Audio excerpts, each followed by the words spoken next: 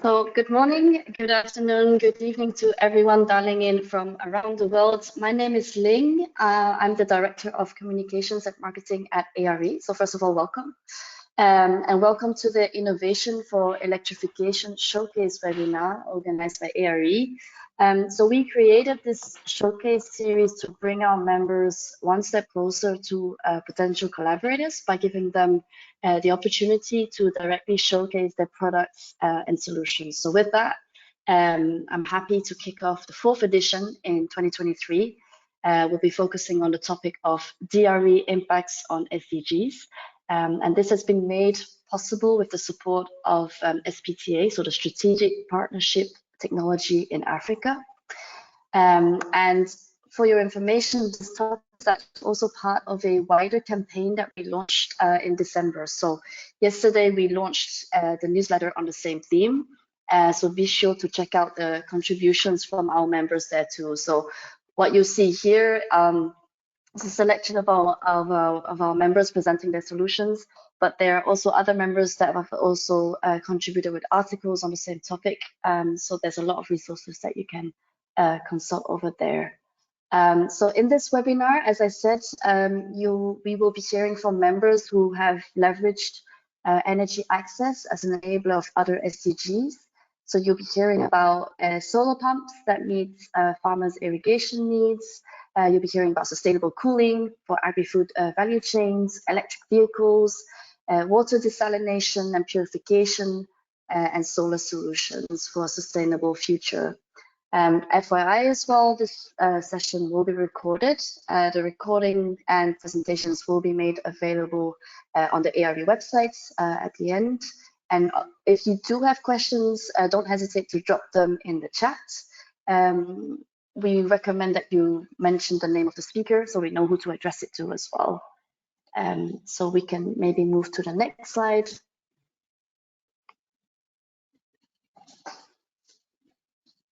So about I4E, so for those of you who don't know us, we are the Alliance for Rural Electrification. We are the global association for the decentralized renewable energy industry. We've been around for about 17 years, and we encompass over 200 members from 55 countries spanning 3 continents, which is basically Africa, Asia, and Latin America. Next slide, please. So as I said, these are the activities where our members are mostly based. We are a technology neutral association, so that means that our members work on many different technology types. So that could be PV, that could be energy storage, power components, small wind, small hydro, or bioenergy. And they also work on different system types, so whether that's standalone or mini grid. And that will be my last slide before I hand it over to my colleague Jens. So we do have 4 different types of service lines. The first one being business and market development. We also have capacity building. Third is policy and advocacy. And finally, there's also communications and marketing. So we do have these 4 services. If you would like to join us, feel free to reach out to us at the end of this webinar. We'll be happy to explain that better to you as well and what that entails. So with that, I wish you a very fruitful webinar. I will hand the floor over to my colleague Jens, who will be facilitating this webinar. Over to you, Jens. Thank you so much, Ling. Good afternoon, ladies and gentlemen, from my side as well. Let's dive right into the intervention. So the setup of this specific webinar will be, we'll have a series of 6 interventions, 8 minutes each, and then we will follow up afterwards with Q&A. So if anyone has questions, you can put them in the chat and we'll take them up at the end. With that, let's get right into it with the first speaker, so Mr. Thomas Hebrard, a technology specialist at ENOS. Thomas, over to you. Thank you, Jen. I'm going to present our game-changing solar pump to meet farmers' need, in particular irrigation. So ENOS is a spin-off company from the Bern University of Applied Science, which has a long experience with solar drive system. So with them, we have been able to build a highly efficient solar water pump, the Stonelight pump, for in particular for small farmers. Because during the first year of the Stonelight pump development, there were no solar pump for small farmers. So it was one of our goals to have also a solution for them, because there were only a big solar pump for irrigating large areas. So we did the research and development. We were doing the research and development in Switzerland, but to have this pump available for small farmers, it also has to be affordable. So it's why we also produce it in India, now with a Jain irrigation system, which has also a long experience with irrigation system and pumping. So since 2016, the Stonelight pump have been distributed around the world, in particular in Africa, Asia, and Latin America, by local dealers. Next slide. Thank you. So we have a worldwide network. You can see on this map all the Stonelight pump which have been connected to the application ENOS. So there are even more. Our distributors are a private company, but sometimes already sell pumps or solar panels or agricultural inputs, and they need the Stonelight pump to complete their portfolio, to offer a more complete solution to the clients. Next slide, please. So our technology is available in 2 models. Both models have common features. First of all, it's a surface solar pump, which is very important because many small farmers are using open water source but are available on the farm. They have not the money to dig a borehole, to dig a very deep well. So it was important to not make a submersible pump, which is more designed for borehole, and to make a surface pump, which is perfect for an open water source in movement or shallow. So it's why it's a surface, and also it's compact. You can see that the solar controller is on top of the motor. So there is no long cable between controller and motor, like on other solar pumps. So this avoids faulty connections, and it makes also the pump more compact, easier to move in the field, to place where you need, to keep it safe, etc. So the controller, also developed by ENOS, is enable a lot of function. It's quite high tech. It has the MPPT function, so it's to make the motor turning at various speed. So it adapts the speed of the motor according to the solar radiation, so it can make the pump work even at low radiation, even if it's cloudy. It also enables connection to sensor like flow switch, even pressure switch, and also user interface on the screen of the controller, also with the app, with the ENOS app, and also it offers cloud services that we're going to see after. And then below the controller is the motor. So it's also highly efficient with a durability of 10 to 15 years. So another important point of our pumps is the quality, because our clients are in off-grid areas where there is no electricity, and they live so in remote areas, very far from the shop that maybe has sells a pump. So it's better if the pump has no problem and can work during many years. So the technician has not to travel a long distance to repair a few stuff, or the client has not has to go to the shop. So it's also, the objective is to make a reliable technology, like the Swiss technology. Next slide, please. So our model have some different, of course. The 0.5 well, has less power, but actually it gives more pressure because it's an eccentric screw pump. So it gives up to 60 meters water lift. You can lift water up to 60 meters level difference, and in distance horizontally it can go up to 7 kilometers even. So it's very high pressure.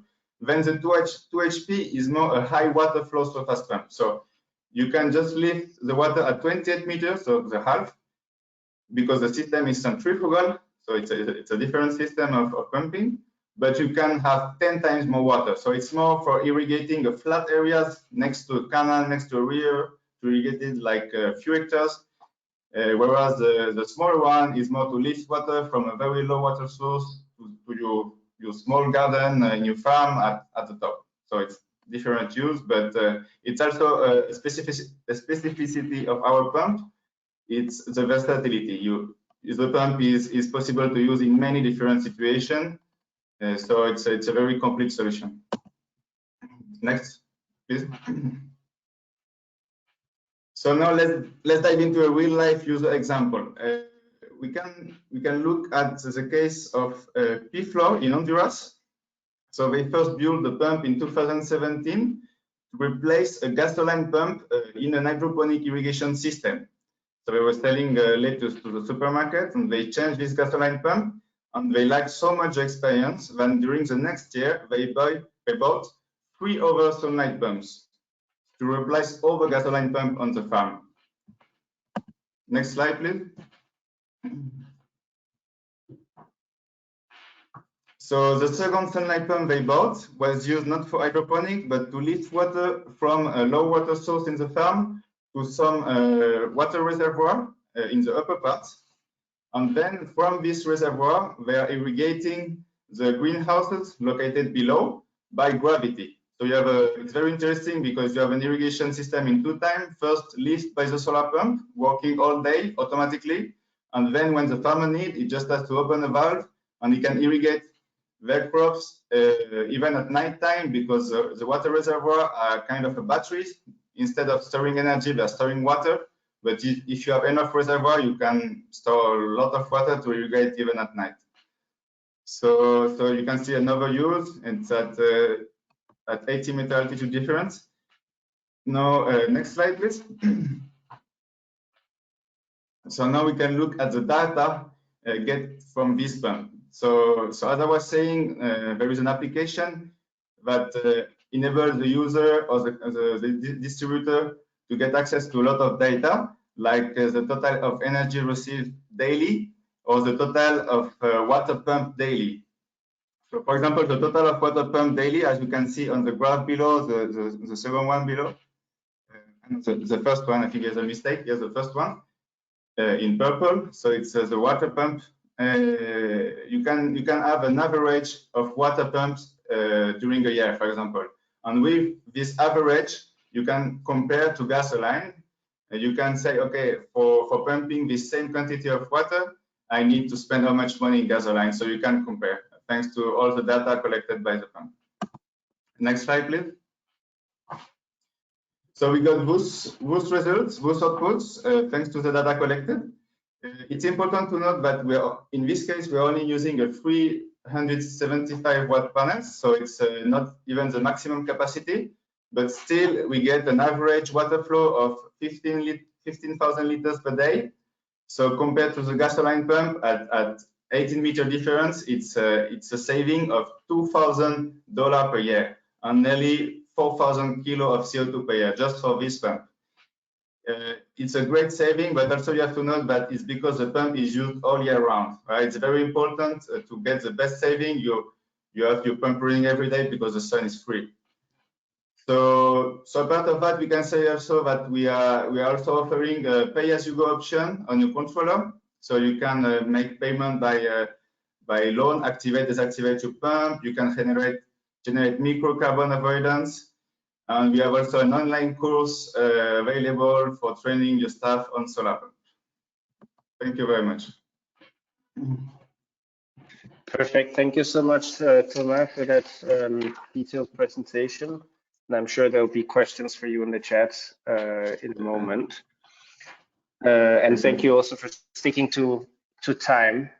So yes, next up we have Victor Torres, founder and MD at Solar Cooling Engineering. Over to you, Victor. Thank you. Thank you very much, Jens, and welcome also from my side to everyone. Today, I would like to let you know about our best practices for sustainable cooling and focusing on a carbon net zero cold room project that we are developing in cooperation with Efficiency for Access and the Siemens Foundation, together with a social business in Kisumu, the company Witu. Next slide, please. Please allow me to tell you a little bit about our company. We are an engineering company based in Memmingen in southern Germany. We are a spin-off company of the University of Hohenheim in Stuttgart, and we have 5 years of experience on the research and development of modular cooling systems. We have developed the self-chill approach, and we promote the local manufacturing of the cooling solutions that we develop, and therefore we offer also capacity building activities for the design of the cooling solutions, for the source of local materials, performance assessment, and also the business models around agri-food value chains. Next slide, please. This slide is to let you know a little bit more about our self-chill approach. The self-chill approach is a kind of way how to manufacturing locally cooling solutions, and our most installed system has been our modular cold room that is powered by solar energy, and it has also thermal storage and ice storage as way of storing energy. An advantage of these systems is that they are driven by DC power. This means you don't need an inverter, and you can build the systems in a very, very modular way. When the cold room is bigger, you have more cooling units, and when the system is smaller, then you just have less, and depending on this, you have more or less PV panels and batteries and so on. The components, self-chill components, are distributed by the company Feisan, which is also a German company with 20 years of experience on distributing solar components. Our values are not only the promotion of solar energy or renewable energy, but also we only use refrigerants that have a low global warming potential as a key strategy. We promote systems with thermal storage, and as I said before, systems that can be produced locally. Next slide, please. So as I told you, I'm going to talk about sustainability of specialized for solar cold rooms. So the different parameters that we can modify in a cold room is, if you consider, for example, a cold room of 20 cubic meters, what you can decide is the insulation thickness. You can decide if you are using batteries, electrical batteries, or if you are using thermal storage, and you can also decide if you go for more PV, less batteries, or the other way around.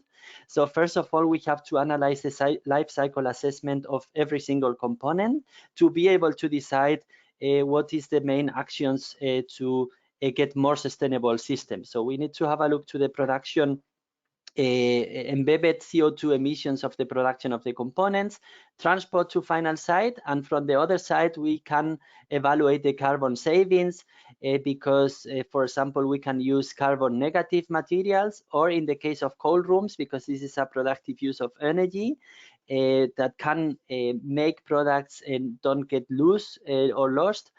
Then we can also consider the post-harvest losses reduction that we have by introducing the technology into the field. Next, please. What is important to mention at this stage is that the components we are using, even though they are renewable energy sources, they are not yet free from carbon emissions. So I have just summarized these two important components. On the left, you see PV panels. You see in this diagram, depending where they are manufactured, they have a higher or lower carbon emission impact per kilowatt peak.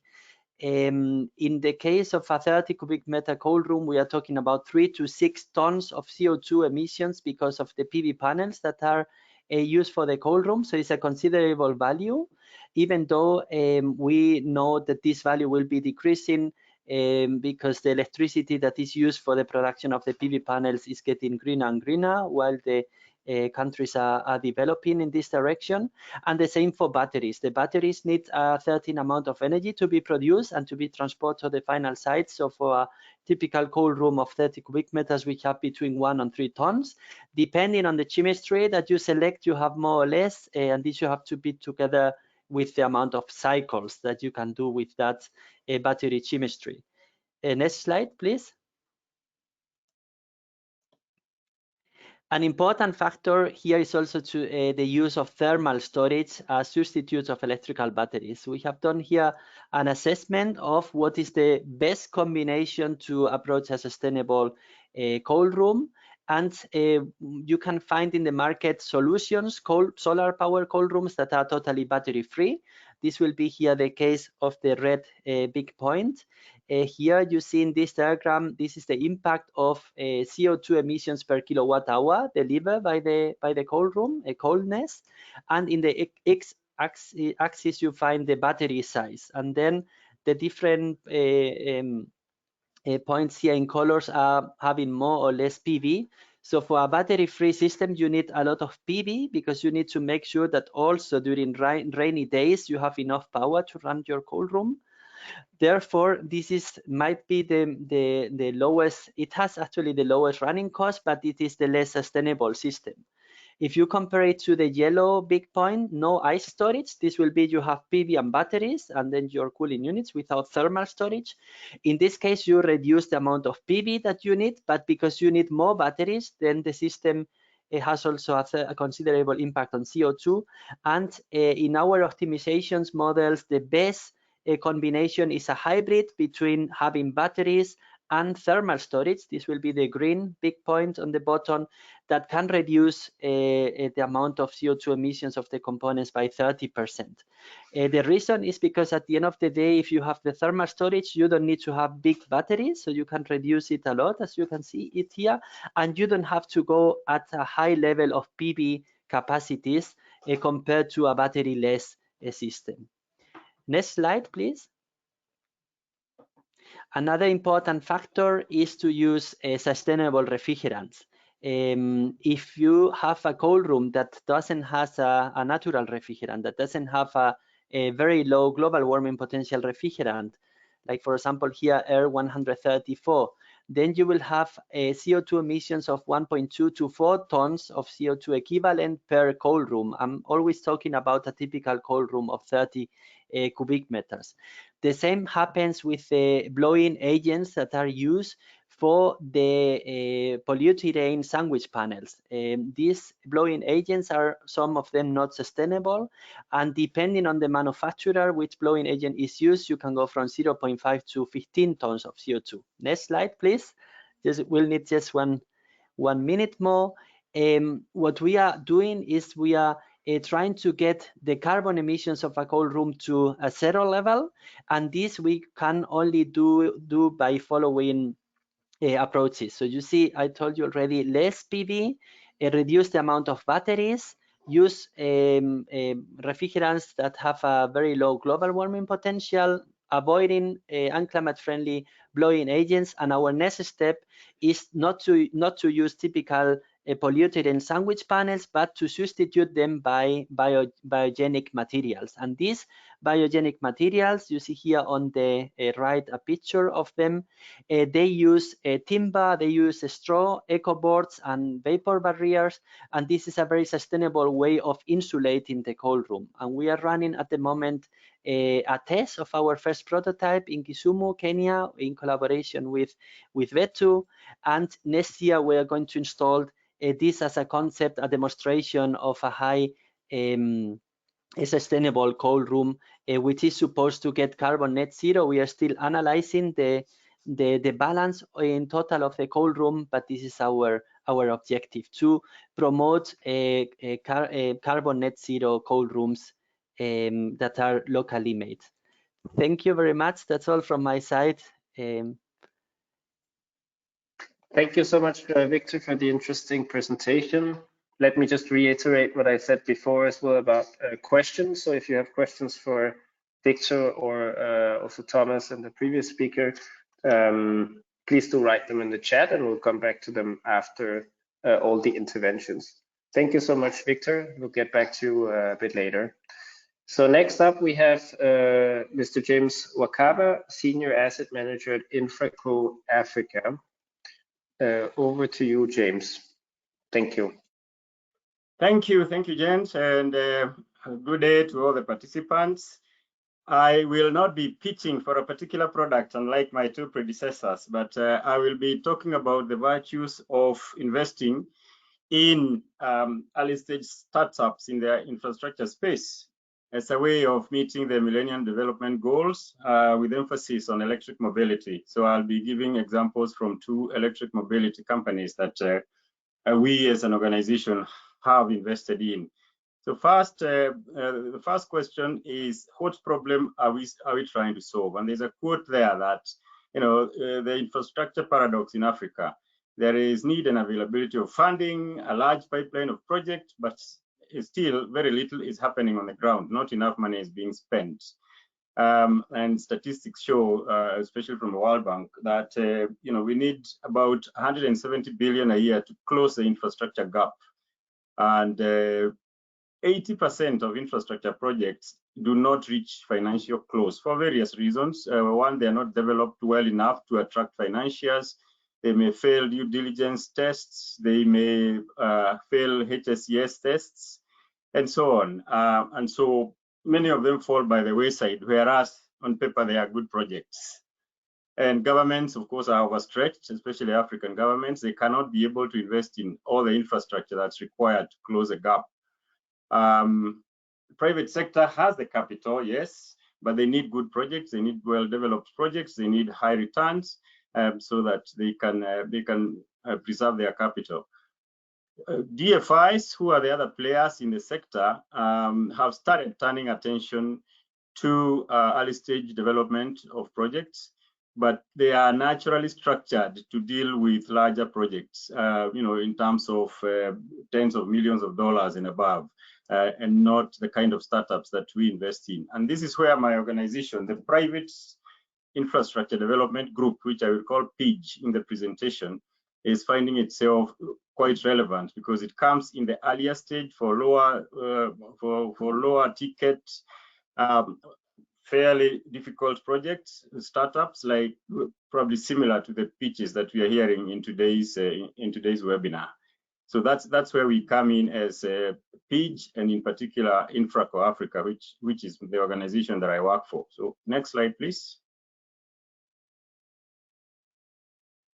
Yeah, so this is the way PIDGE group is organized, because PIDGE has several companies. The first one on the left, the blue one, is the technical assistance arm, which comes in across all stages of the project development to help unlock some of the difficulties that they may be facing.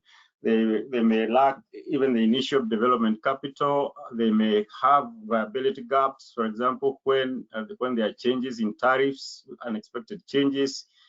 And mostly the technical assistance focuses on impact enhancement, because we are about not just about the money, but also very significantly about impact, and especially so climate impact and social impact. And so the next block there is the development arm, which is where Infraco, that we have Infraco Africa and we have Infraco Asia, and this is where we come in and invest in the project or help develop the project, invest in it in the early stages by providing equity or quasi-equity. And we also participate in managing the asset beyond financial close up to exit. Then we have EAIF, which is the Emerging Africa Infrastructure Fund, which is part of the financial or credit solutions. This provides debt to companies once they have proven that they can handle the debt. They have cash flows to handle the debt. So EIF invests in long-term debt. Guarantor is a a guarantee company. It's a loan guarantee company that sets up facilities that guarantee payment, especially so in local currencies. And then we have credit enhancement facilities. These are set up in countries. So, for example, we have InfraCredit in Nigeria, we have InfraZamin in Pakistan, and in East Africa, we are about to launch a similar facility. This allows the SMEs, the investees to access credit where they wouldn't otherwise access because there is nobody to guarantee or to enhance the credit. So these are the group functions of the PEACH group. Next slide, please. So InfraCo Africa, as I said, we invest in infrastructure in Africa, all of Africa. We have invested $200 million so far in about 35 projects, working in multiple sectors including areas like grid-connected IPPs, mini-grids, marine transport, logistics, broadband, and electric mobility, like I said, which is what I will be focusing on. We invest to help businesses to scale up and try out new solutions and eventually attract normal private capital. As you can see there, we helped mobilize 1.5 billion by attracting other investors into the projects that we invest in. We also have a role to play in developing high standards so that for them to attract other investors, private investors, they have to have very high standards in terms of financial management, in terms of the sort of agreements that they have, the reporting, the HSES practices, and also how they provide sustainable development impacts. So as a result, we've created around 5,500 jobs and impacted more than 8 million people. In the end, we aim to exit when the private sector expresses interest in participating. So we crowd in the private sector as we exit to go and help develop the next projects. Next slide, please. So in the electric mobility space, we currently have 2 investments which have a very significant impact on the SDGs. One is in rural Zimbabwe, where we have a company called MFA, Mobility for Africa, that has designed an electric tricycle, what is called cargo bikes. In Zimbabwe, they call it hamba in the local language, that can carry 400 kilograms of cargo or passengers. And they are operating in the first mile. As we all know, the first mile going the other way is, they have significant challenges in transport to take goods to the market and to take people to the market. There are very poor roads. There is probably no electricity. And in particular in Zimbabwe, transport is very, very expensive. Some families spend more than half of their income on transport alone. And so this is designed especially for women. You can see the picture on the right. The way it is designed, it has a cover in the front so that one doesn't have to straddle, and and women particularly find it convenient. And also the controls are quite easy, so the women are able to learn how to drive it and drive it well very quickly. And this is being used mostly in agricultural areas to take the produce to the market. And we are currently in about 4 or 5 areas across all of Zimbabwe.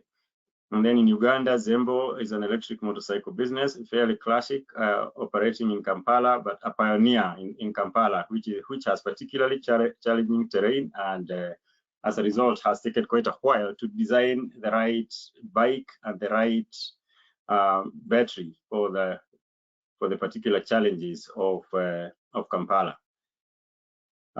Next slide, please.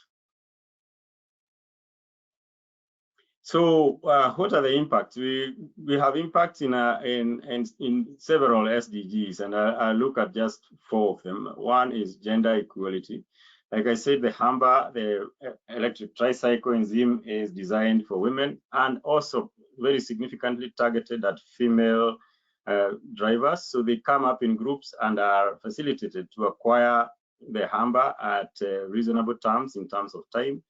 And they use it, they ride it themselves in small groups of 2 or 3, so they share so that they are not 100% full-time on the Humber because they have other things to do at home. And they make their money and are able to supplement the income for the family. Well, Zembo also has an aim to increase. Just before I leave Zimbabwe, the target is to have around 70% female ownership and driving of all the Humbers that will be developed for Zimbabwe. And then Zembo has an aim to increase female participation at all levels of its electric motorcycle businesses, from management, targeting a significant percentage of the management, the technicians who are involved in the repairs and maintenance and battery handling, plus also importantly the rider, like the one you can see on the bottom right of the slide. And so the impacts are there to see employment increase, reducing gender disparities because men tend to be able to travel more, but with the availability of electric solutions, which are much more friendlier and eventually cheaper because electricity is more efficient than using petrol or diesel. The vehicles can help access health, electricity, and they foster women entrepreneurship because the women come together to form teams that make it a business. They are safer. They are safer than the diesel petrol ones because one, the controls are easier, they are quieter, they are less polluting, and they can be controlled easily. Thank you. SDG 8, decent work and economic growth. I think this one is fairly self-explanatory. Once you introduce this with all the advantages that I've mentioned, low maintenance, safer, and so forth, they generate opportunities to grow the economy and to increase in sustainability. You can focus on number 6, which is innovation. The electric motorcycles and tricycles have had to be adapted to the local conditions through a lot of innovations and have a lot of local content that has been developed and continues to be developed.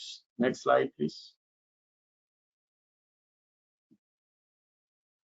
Climate action. The key points to note there is that Uganda has a grid which is 90% clean, and Zimbabwe moving towards 70%. So these are clean. This is a clean form of energy that is being used, and in addition, many of them are hybridized with solar.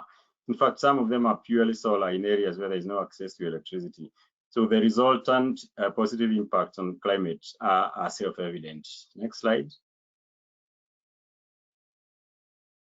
Affordable and clean energy. As I said, because of efficiencies and the cost differential between electricity and fuel, both in Uganda and in Zimbabwe, the cost of running an electric vehicle is lower than the cost of running an equivalent diesel vehicle.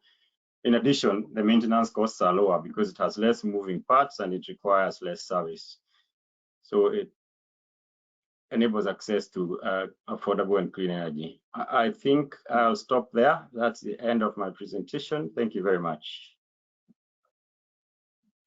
Thank you so much, James, for that clear presentation. Fantastic to see the tremendous impacts distributed renewable energy solutions have on multiple fronts, multiple SDGs, and that's really what the webinar is all about.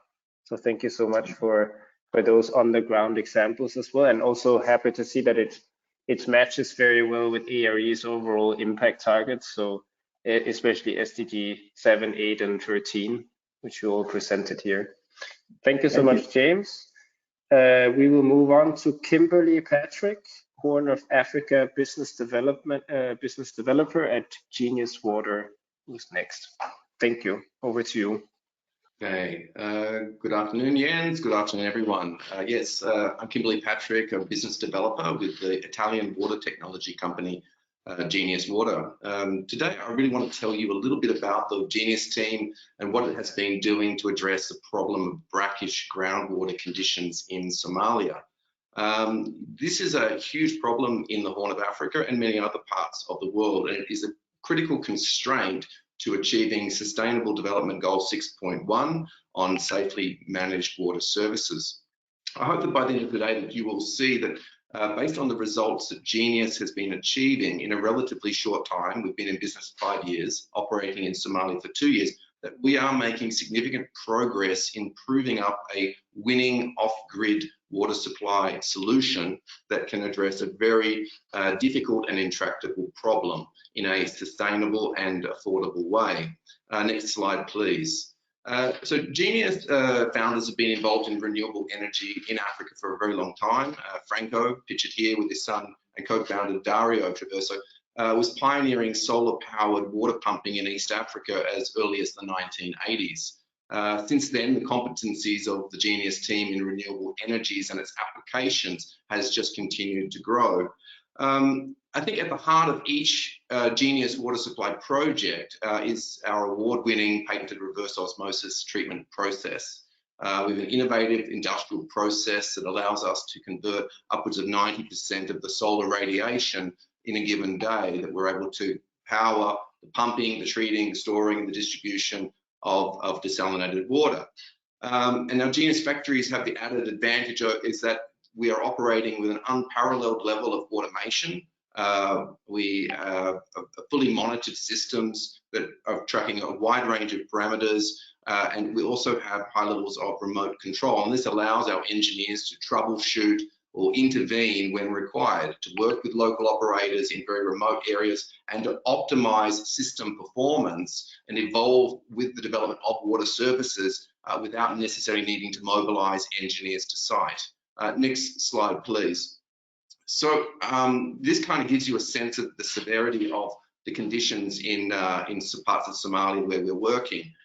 This area, we find rainfalls can be anything from 200 to 300 millimeters of average annual rainfall. The local groundwater is overwhelmingly saline or brackish or very hard, and as a consequence, people are extremely reliant upon trucked water services throughout much of the year. Whilst in a good wet season, water trucks can bring water from rainwater catchments that are common in the landscape.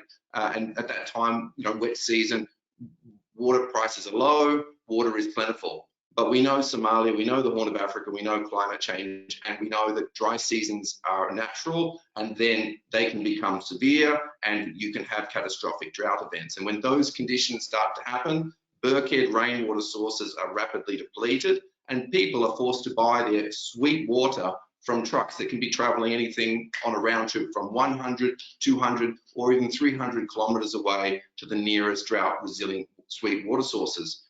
Naturally enough, truck deliveries become unreliable and prices can quickly skyrocket. And so under these conditions, what we see is a lot of suffering, an enormous amount of suffering.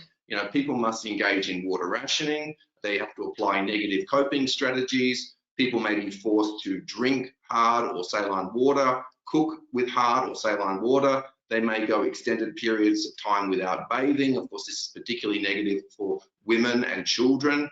And of course, the financial burden of high water prices during droughts is a critical issue, because it's exactly at the same time when the agricultural livelihoods are most depressed and vulnerable as a result of drought conditions that people are simultaneously experiencing price hikes for their everyday services. And really, not uncommon that people are spending twice as much on their water as they are spending on their total energy budget in many parts of rural and regional Somalia. Next slide, please. So the project we've implemented is in a town called Hingalo. It was originally conceived as a 100% private sector funded water supply project. Obviously, this is not ideal from an investment risk management point of view, but we were willing to take that risk because of our wish to validate the technology in what is a very challenging environment. And we've had success. So what we did is we established a special purpose vehicle company. It's called Hingalo Water Supply Company, and we've come together with the local, already established resident Somali operator of what was the most productive of 5 boreholes that had been drilled to date around the township.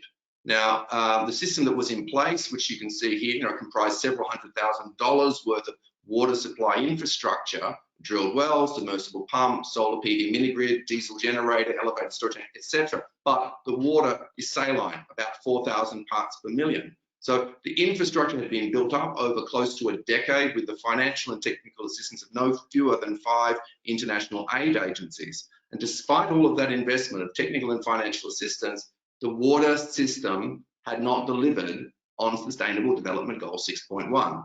Okay, the untreated water from the existing water point could only be used to water livestock and or doing construction or building works. And any previous attempts to establish a pipeline failed because water quality was so bad that no one wished to pay for it, and the infrastructure fell into disrepair very quickly.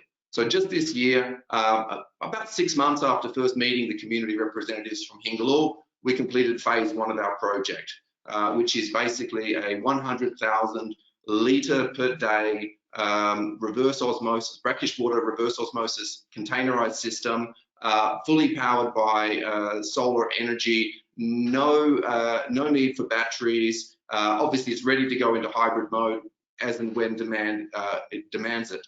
And you can see that the water is being pumped from the RO to the elevated storage tank, and from there, water trucks are able to come by and pick that up. So previously, the round trip was 140 kilometres to the best water source that would be drought proof. Is now 2 kilometres. So next step for us really is we're building alliances with humanitarian and development agencies and philanthropists who are interested to support the project with the rollout of a distribution pipeline network. We've done 300 households. We're ready to do the next 1,300.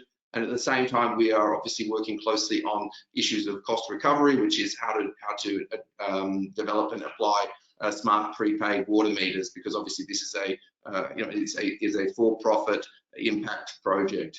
And once the Sweetwater reaches the homes of the people, obviously the sky is the limit in terms of the development, cascading development impacts. And maybe next year we can come back and tell you a little bit about what some of those cascading impacts have been. So next slide, please. In terms of contribution to the Sustainable Development Goals, obviously we're doing something pretty radical, which is bringing very modern industrial processes to powered by renewable energy to basically transform low-performing public infrastructure.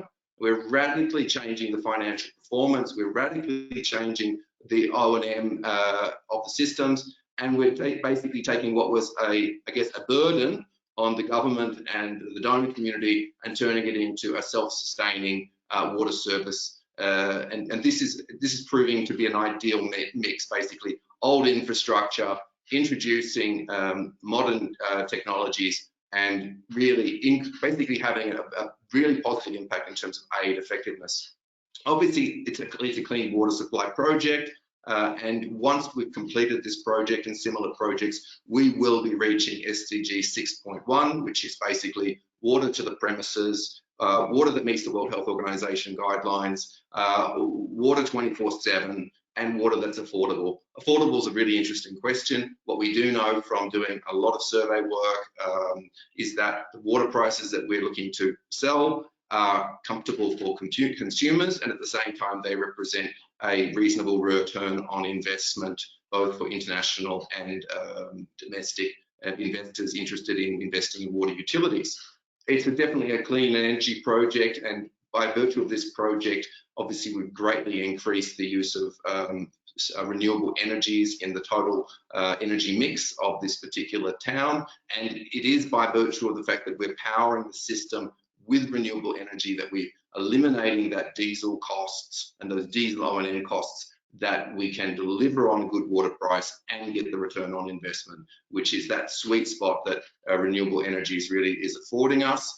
Final slide, please. Just quickly, some of the downstream indirect impacts. Poverty reduction is one. One of the things we're obviously going to do is we are reducing the cost of water, and we are eliminating water price spikes. So this is really important for poverty reduction. Secondly, I think we're contributing to SDG 10 on reduced inequalities. And how do we do this? Well, we do this because people who live in these areas universally have large water storage containers in their home, anything from 5 barrels to 40 barrels. But small, lower income households have smaller capacity water storage, and so when they buy water from trucks, they have to pay a premium. And with this move towards reticulated household connections, the water prices will be consistent, will not be determined by your household water storage infrastructure. So this is a very positive thing. Health and well-being will be improved. I think a lot of people don't give full consideration to the serious health impacts of exposure to saline water. A lot more consideration goes to microbiological contamination, which is more visible. But these waters do cause a range of negative health effects. The most common health illness that you come across in Somalia is renal or kidney disease. It's a huge problem, and everyone understands that it's associated with the water that people are drinking.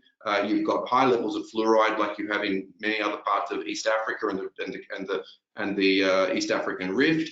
And so you see a lot of dental illnesses, dental diseases, dental fluorosis, and obviously just the harshness of drinking this sort of water. It comes through in the skin. You see a lot of severe dryness, and obviously that just the reliability of water goes to the issue of personal hygiene, which is very much a women's issue as well as a children's issue and all people's issues. And so that goes to the point of gender equality. One of the things about saline water, it not only has a negative health effect, but it also has an effect on a couple of other things. One, it affects the effectiveness of soap and the ability to wash with water. So if you don't have soft water, if you rely on hard water, you are consuming much more time and much more soap and much more water on cleaning your body, doing your laundry.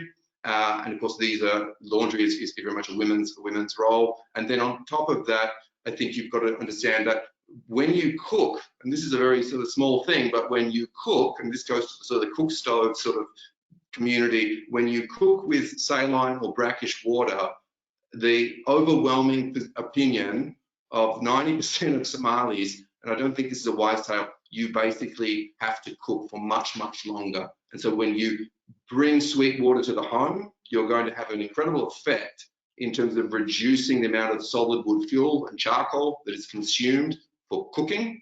And this obviously is a benefit for both financial, from a carbon emissions perspective, but also from a women's lifestyle perspective. So we see a lot of good downstream impacts. We're still very early days. We're really refining the technology. We're building the team. We're focusing on a few key markets, obviously Somalia, Zanzibar, and Cape Verde. We're working on a pipeline of projects. We certainly look forward to potentially having partnerships with both the financial sector, in energy sector, but also for the downstream fields, whether it be on promoting economic uses of water, promoting social benefits of water, because we see that whilst we can say we're producing water, and we are producing water, and we have a product, it's still a market, and we are still in competition with and anyone who's doing this is in competition with existing operators. And so what we really need to do for the financial sustainability is deliver the service, onboard people, provide a high quality service, but stimulate the beneficial uses of using sweet water. That's all I probably have to say, except to say I think if you're looking at Somalia, if you're looking at the Horn of Africa, if you're interested in water issues, definitely hit me up, and be happy to speak to you about what we're doing and how we might be able to collaborate on some initiatives. So last slide, and okay, thank you so much. Thank you so much. Very interesting, and especially on the link with water. So you have the contact details there on the slide from Kimberly and Genius Water. So do feel free to get in touch. As mentioned before, you can also ask questions via the chat while we have the colleagues on the line. So next up is Stefan Trittler, Head of Innovations at Ascentis. Over to you, Stefan, and thank you, Kimberly. Okay, just take that off, sorry. Thank you, Jens. Thanks for having me and giving me the opportunity to speak. I want to show or present Asantis and the solar solutions, or our work, how they impact the Sustainable Development Goals. So let me give, can you please get to the next slide? Let me quickly introduce Asantis. We're a German-based solar system integrator and EPC, founded in 2009, and we're looking into designing and delivering high-quality solar systems. We work with local partners all over the world, although we have a very strong focus on Africa, as you can see on the map. We're aiming to implement projects quickly and cost effectively. We provide services like engineering, logistics, installation, project management, trainings, everything which is kind of required. And we see us as a linking point between developers on the ground, operators on the ground, financiers all over the world, the local partners who we work with, and us is kind of like a strong relationship, and we develop this relationship over years. Until now, we have installed more than 7,600 systems in 55 countries. That number probably needs an update from this year, as well as the turnover numbers, which you can see here. So for us, as a social entrepreneur, we don't only see commercial goals as the main achievement. Our vision is to have a renewable energy revolution, providing clean, secure, and affordable energy for everybody. And I think that is what's turn over to the next slide, sorry. That's what we are actually also wanting to show with the SDG goals. Next slide, please.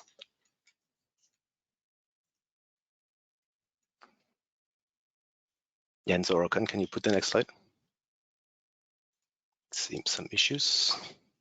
There we go. So yeah, of course, the main goal which we're impacting, sorry, that is one too far.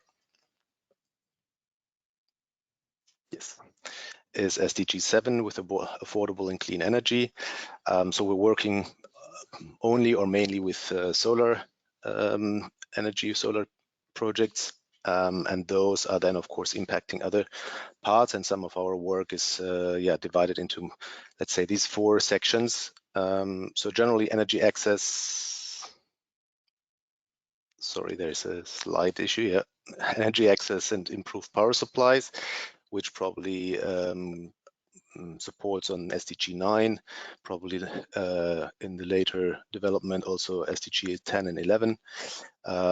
We have started to work this year also more in the productive use of energy applications, so providing clean water, sanitation. Nice that we had a presentation on that one just before, but then also, for example, cooling. Victor is one of our partners with self-chill, so to provide additional service than just the energy, just solar energy, and for that also then improving SDG 6, 12, 3, 2, depending on how far we want to take it.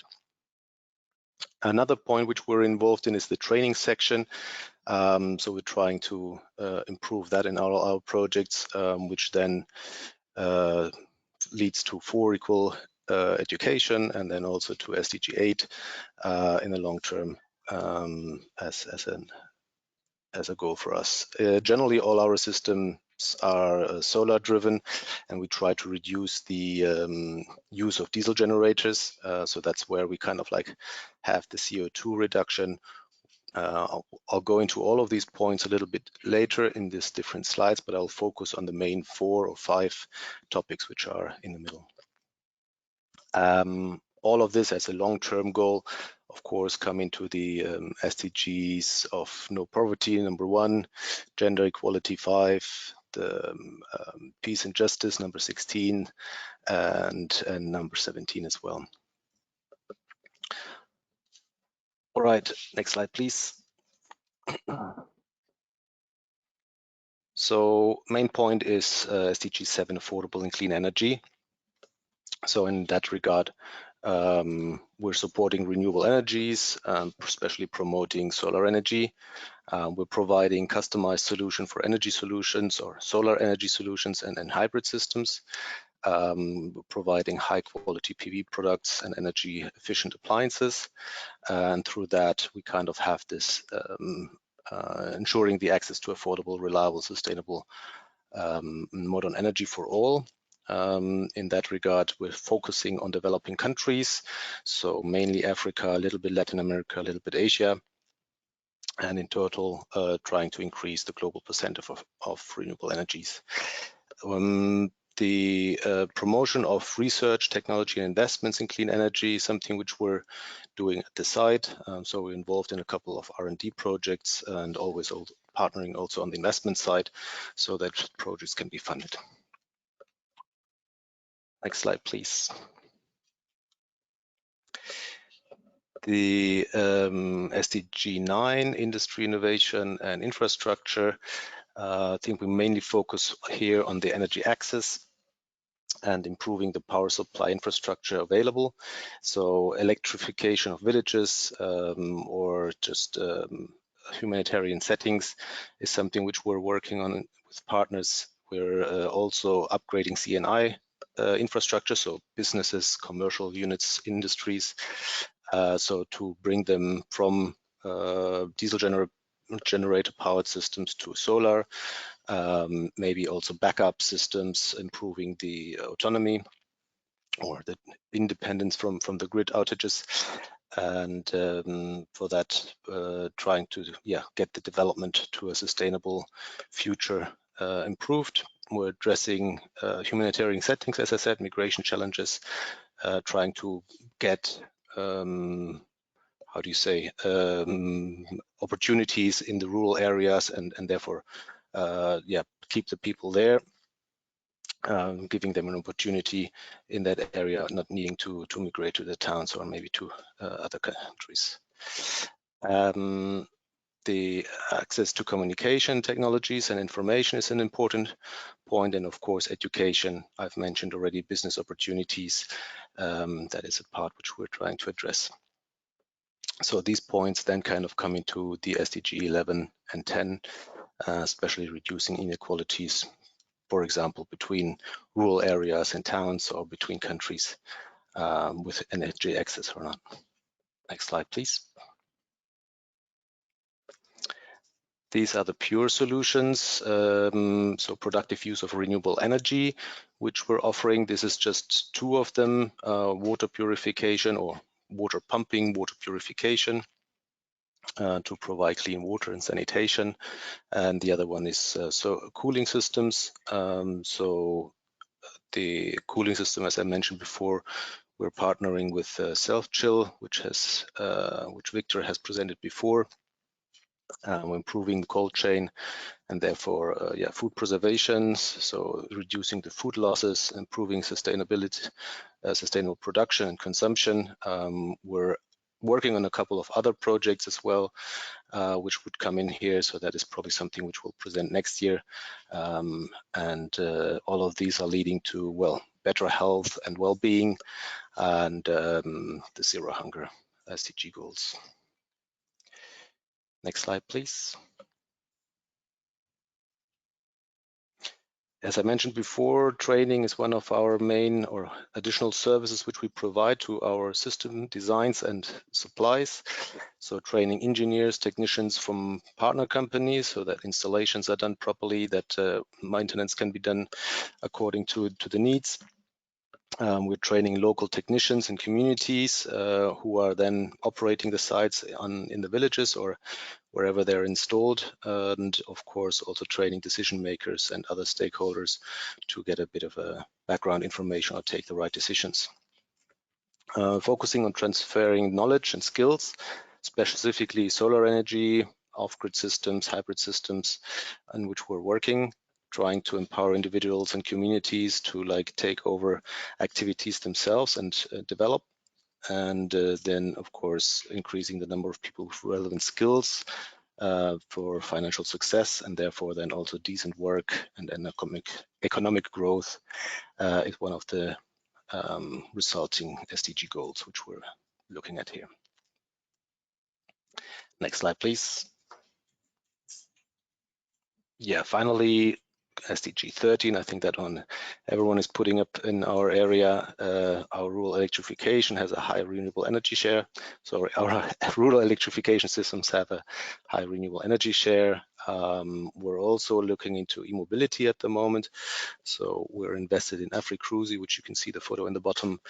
And we have, for example, already transferred safari vehicles to electromobility, to actual electrical vehicles powered by solar. Yeah, so that is the main aim, to actually reduce combustion engines or diesel generators, reducing CO2 emissions and increasing the solar energy share in total.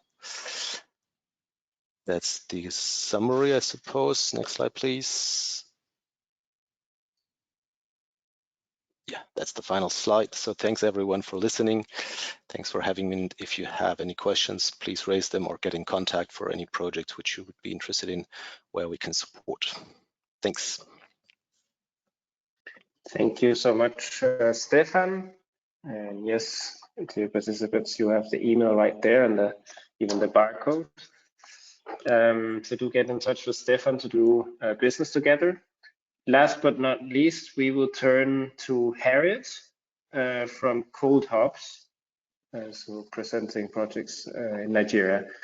Over to you, Harriet. Thank you. Hello, everyone. I welcome you to this wonderful webinar. I'm going to lead you to discuss how Cold Hops is reducing food loss and waste with renewable energy. Next slide, please.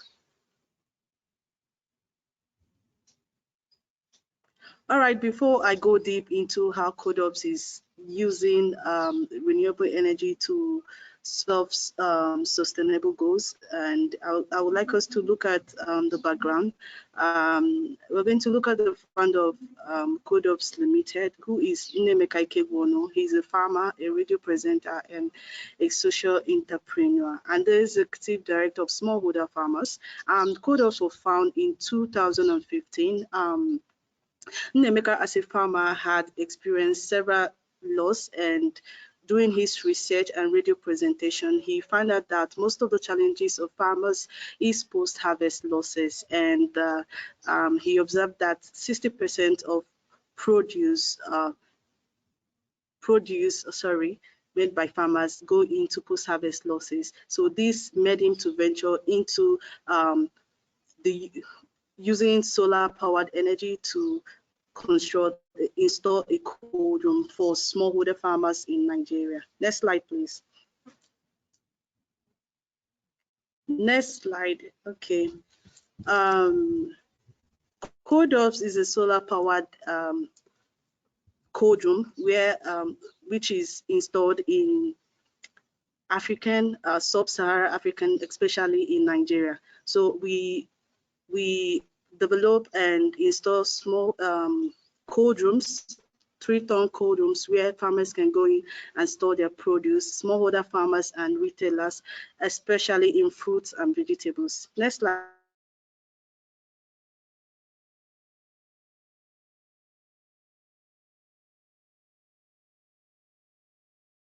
Please. Next.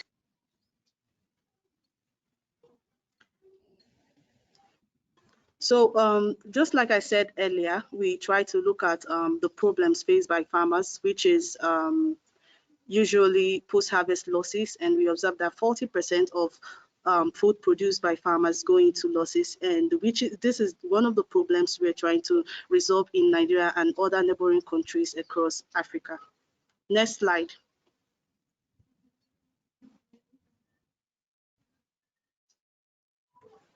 So before we started the innovation of cold rooms in Nigeria and other neighboring countries, we tried to look at what is really sustainable, especially for Nigerian farm clusters, aggregation centers, and marketplaces. We observed that there is no refrigeration or a cold room where farmers can preserve their produce in Nigeria or some African countries. So these are the things we observe, and we also look at that most solutions provided cannot withstand the harsh condition, we test run some kind of innovations, and we look at how it could work for us. And at the end of the day, we know that it is not the best solution for preservation of fruits and vegetables in Nigeria. So we try to say, okay, if farmers can own refrigeration, what is the best sustainable power energy that we can use for this? So at the end of the day, we notice that power grid is not the best because most farmers cannot afford it if we are to install refrigeration for these people. Next slide.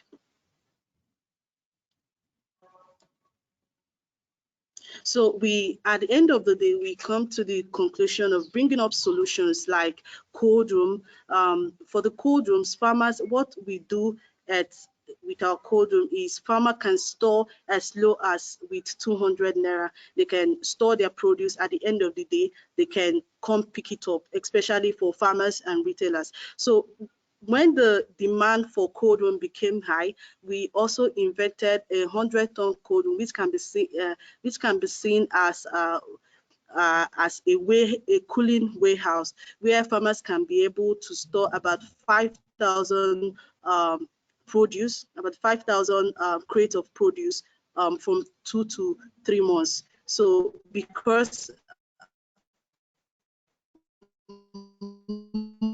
most produce or even fruits and vegetables are usually seasonal. So at some point, people cannot really get it, especially those who want to use it for feeding and all the rest of it. So at some point, it became an issue. So we thought about if we could get a cold room that is larger than this 3-ton cold room that has for the 3-ton, it has the capacity to store 150 crates of produce from 2 to 21 days. So we just think that it would be better so that people who it would be better so that there won't be scarcity of some produce that could help to maintain health and all the rest of it. So at some point we find out that most of the problem faced by farmers is also transportation of this produce from their farm to other locations. So we decided to bring up this innovation called refrigerated trucks that helps to transport sensitive produce and from farm to other locations, which help in distribution of fruits and vegetables without so much spoilage. So by the end of this year, we started production of returnable crates. So because apart from, we also noticed that farmers use roughite basket and open trucks. So this roughite basket affects some of these fruits, which are very, very sensitive. So at that point, we decided to start production of plastic, returnable plastic crates, which helps also in terms of packaging of this fruits and vegetable in order to help extend the shelf life of this produce. Next slide, please.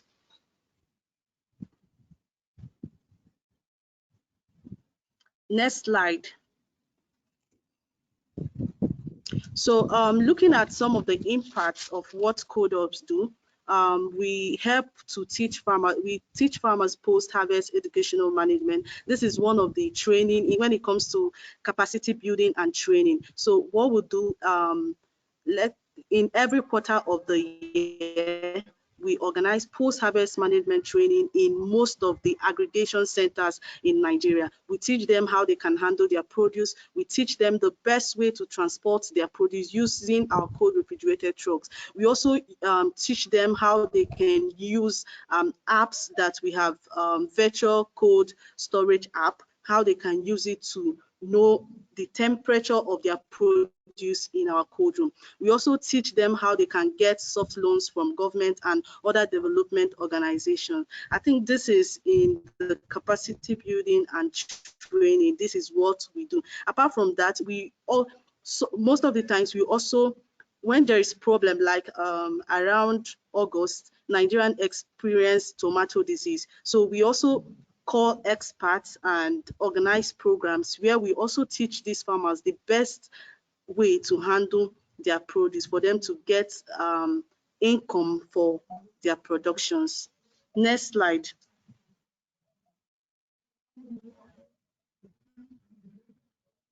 Next slide.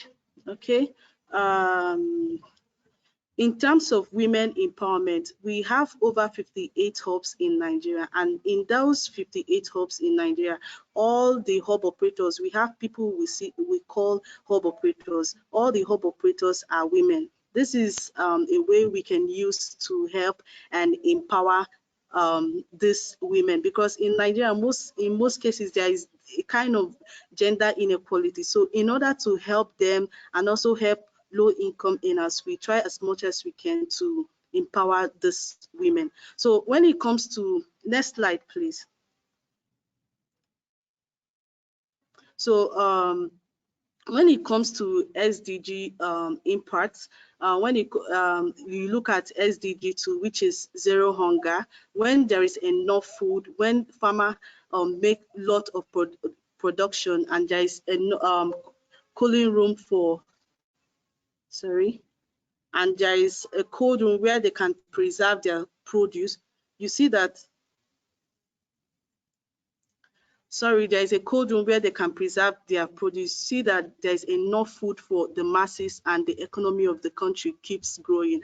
So when it comes to SDG 9, which is innovation and infrastructural development, you find out that we are using solar powered cold room to solve problem, inventing more innovation that could help these farmers to improve their agricultural productions. So we also use SDG 19, where we collaborate with stakeholders. We collaborate with development partners like GEES, Access and Efficiency Energy, to help us improve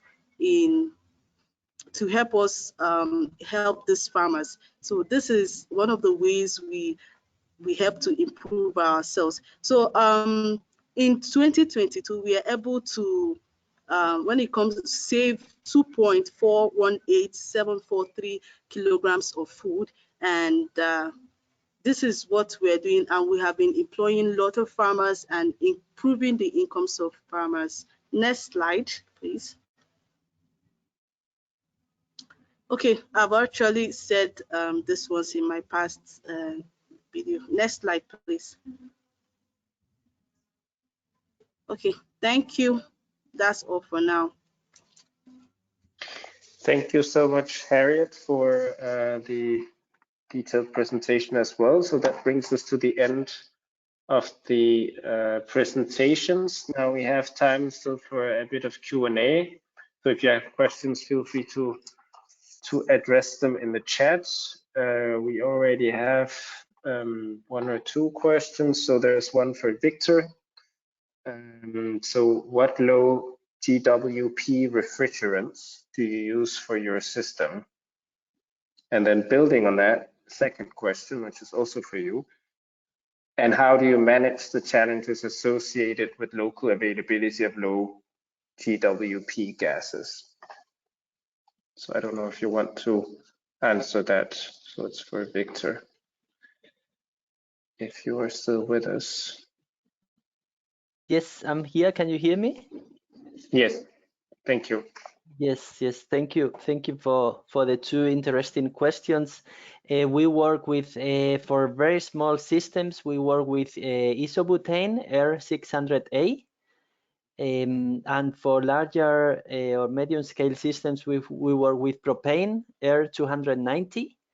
And the good news is they are nowadays quite available also in most African countries, at least for refrigerators. They are quite good available. For cold rooms, you won't find them in every country. So this is one of the key components that we still have to import, but the industry is doing a lot of efforts to change this. And also GIZ, for example, here in Germany with a green cooling initiative, they are doing extensive trainings also, because natural refrigerants are some of them explosive, so you need like a 13 training for refrigeration technicians. So there are also many efforts going in this direction. For our medium scale cold rooms, is not a big issue because the amount of refrigerant is so low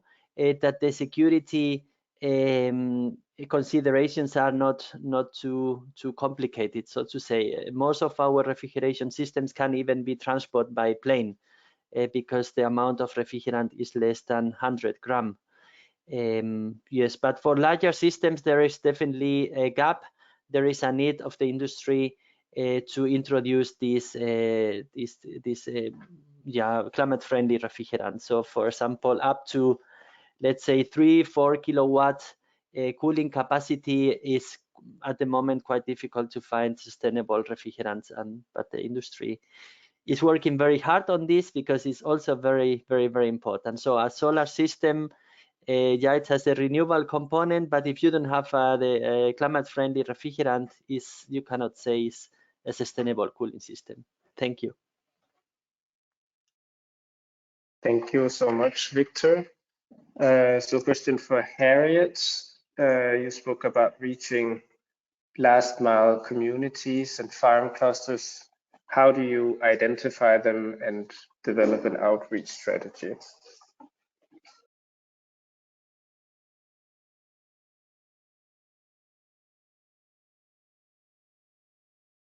Harriet, are you still with us?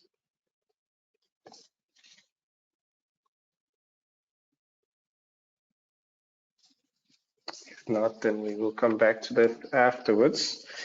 There's also a question on in general. So, well, the question is actually for James first, but we can also do that in general. So how do you, how can participants collaborate with you? What sort of partnerships are you looking for? So we can address it to James first, which was the original addressee of the question, but we can also take that with the rest of the participants. So first, James, thank you. Yeah, can you hear me? Good. Clear, yeah, you. so we are open as Infraco Africa and as PIDGE to receive proposals.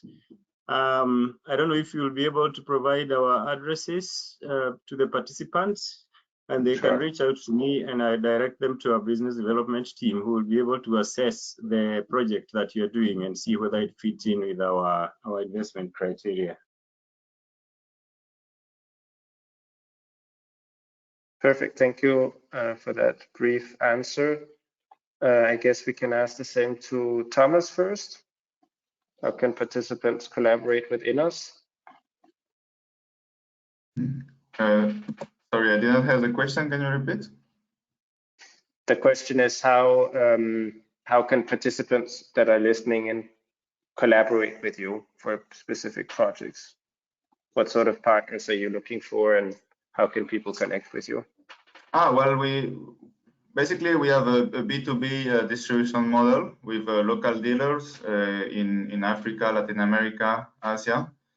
So we are looking for small companies, small businesses that are already in the solar energy, in selling pumps or agricultural inputs, who are interested in adding the solar pump to the portfolio.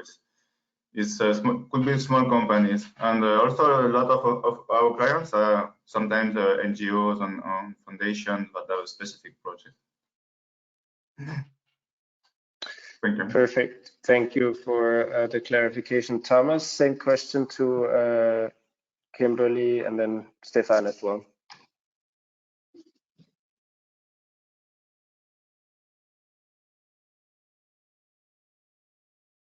Sorry.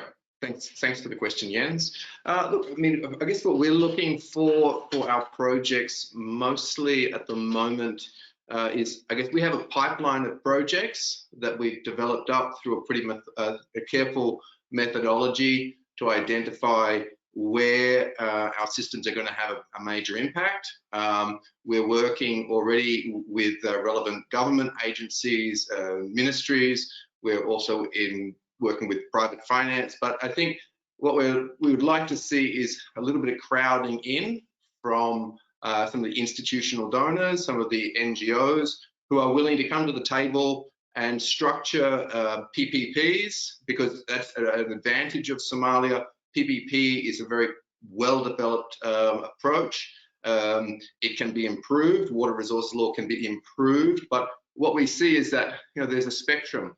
100% investment by the private sector obviously translates into higher final water prices. Yes, we're more competitive than the alternatives, but we're still a long way short of what we would like to think people can get. And now there's a lot of public finance out there, a lot of ones wanting to go places. Come in, join with us on individual projects, on a program of pipeline of program, and we work on the principle of more money in from a public level, lowering prices. We commit to work through rigorous PPPs, rigorous reporting on key performance indicators. We're ready to be accountable, and we're ready to deliver lower prices on water at predictable water service levels.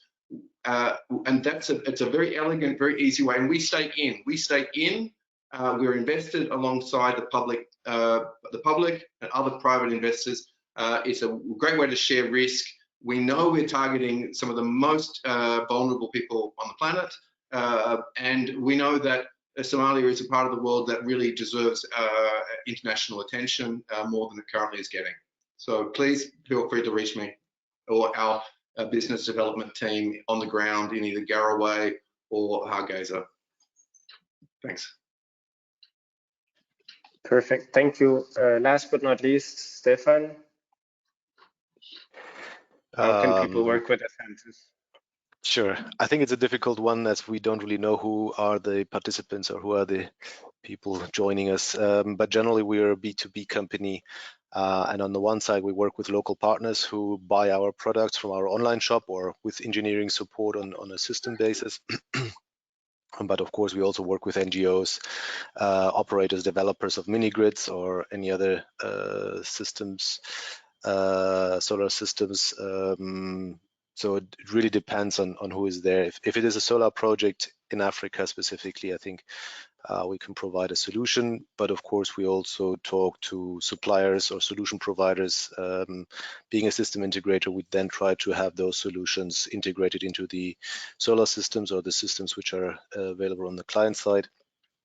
And of course, also financial partners or financiers are welcome to contact me. Perfect. Thank you so much, Stefan. I think we are complete on the questions side. There was one for Harriet, but I think we've lost her. So with that, of course, there are also people here asking in the chat about the recording and presentations. We will make the recording available afterwards on the ARE YouTube channel. So it will be publicly made available. So unless there are any last questions, I think we will close it here. And I see none, so let's do that. So thank you so much to all of you, Thomas, Victor, James, Kimberly, Stefan, and Harriet, for sharing your innovations and impacts on the ground from the ARE membership. And with that, I think we will close it here. Thank you for dialing in, and we will stay in touch shortly. Have a nice afternoon. Thank you, James. Thank you very much. Thank you. Have a nice afternoon. Bye. Bye-bye. Bye-bye. Thank you.